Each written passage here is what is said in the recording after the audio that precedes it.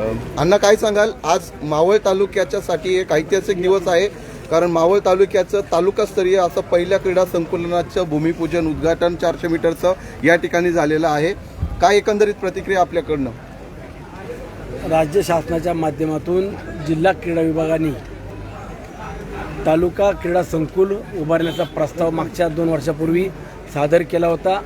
त्याला मान्यता घेऊन तत्कालीन क्रीडा मंत्री दत्तामामा भरणे यांच्याकडून आपण पहिल्या टप्प्यातले 5 कोटी रुपयाचा निधी मंजूर करून आणला आणि त्यामध्ये 400 मीटरचा रनिंग ट्रॅक असेल, कंपाऊंड, टॉयलेट बाथरूमची व्यवस्था, चेंजिंग रूम, काही आउटडोर वेगवेगळे स्पोर्ट ॲक्टिव्हिटीचे ग्राउंड अशा पद्धतीनं उभं करण्याचं पहिल्या टप्प्यातलं नियोजन आज आम्ही हातामध्ये घेतलं.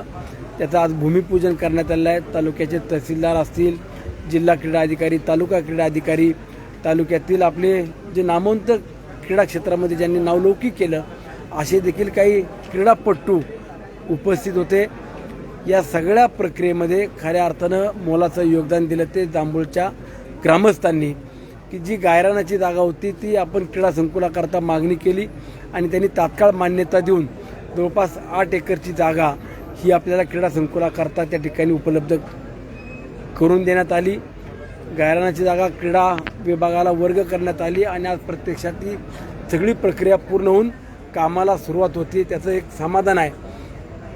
उद्याच्या पिढीला आपण सक्षम बनवत असताना वेगवेगळ्या क्षेत्रात आपल्या तालुक्यातल्या युवक युवतींनी देखील नावलौकिक करावं हीच अपेक्षा या आजच्या क्रीडा संकुलाच्या निमित्तानं मी व्यक्त करतो.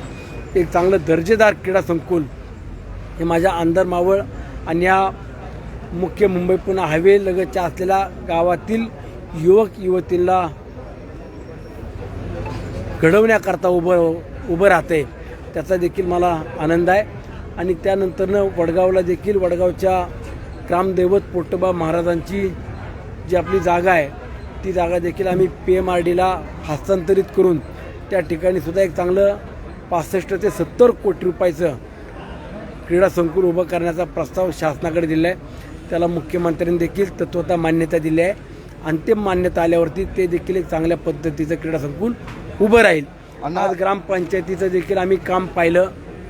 ग्रामपंचायतीचे सरपंच सदस्य असतील, ग्रामसेवक असतील, एक अत्यावत पद्धतीची ग्रामपंचायत इमारत आणि तिथली सगळी व्यवस्था पाहिल्यावरती एक समाधान वाटतं की आलेल्या नागरिकांना या ठिकाणी ज्या काय अडचणी असतील किंवा जे प्रश्न घेऊन येतील ते सोडवण्याचं काम या ग्रामपंचायतीच्या माध्यमातून केलं जाईल. अण्णा, आपल्या पहिल्या पंचवार्षिक काळामध्ये आपण घोषणा केली होती क्रीडा संकुलची. आज ते क्रीडा संकुल आकारास येत आहे, मात्र ते पूर्णत्वास कधीपर्यंत जाईल आणि ज्या ग्रामपंचायतीने एवढी महत्त्वाची जागा दिली त्या ग्रामपंचायतीला तुमच्याकडनं काय गिफ्ट आहे? ग्रामपंचायतीला गिफ्ट देण्यापेक्षा ते माझं कर्तव्य समजून मी आज पहिल्या टप्प्यामध्ये 1 कोटी रुपयाची विकास कामं तुम्ही जी काय सांगाल ती त्यांनी दिली तर त्यांना मी तात्काळ निधी देणार आहे.